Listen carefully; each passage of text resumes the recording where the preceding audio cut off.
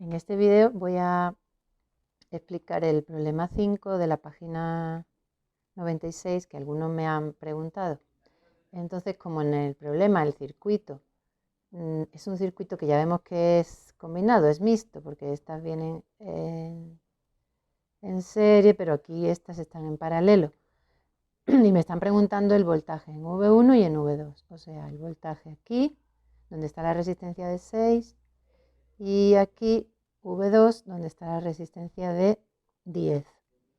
Entonces le he llamado a esta R1, a esta R2, la de 10, R3 y R4.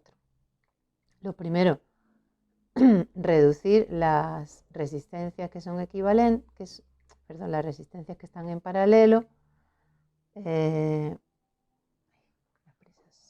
reducir las resistencias que están en paralelo. Ok, entonces son la R3 y la R4. Y hacemos el cálculo para resistencias en paralelo. Eso me va a quedar, recuerden siempre poner 1 sobre R y sumarlas así en esta forma. Y luego esto hay que ponerlo el inverso para saber cuánto es R equivalente, que da 6,7 ohmios. Como ya la tenemos esta, 6,7 sería después de haber reducido estas dos. Las demás están en serie, así que si queremos calcular la resistencia del circuito, la sumamos en serie. 6,7 más 6 más 10 que da 22,7 ohmios. Para calcular el voltaje en este punto y el voltaje en este otro punto, recordamos que cuando las resistencias están en serie, como quedarían estas ya todas en serie, la corriente es la misma, la intensidad de corriente es la misma, pero el voltaje varía en cada resistencia. Así que para calcular el voltaje en 1 y en 2 necesitamos saber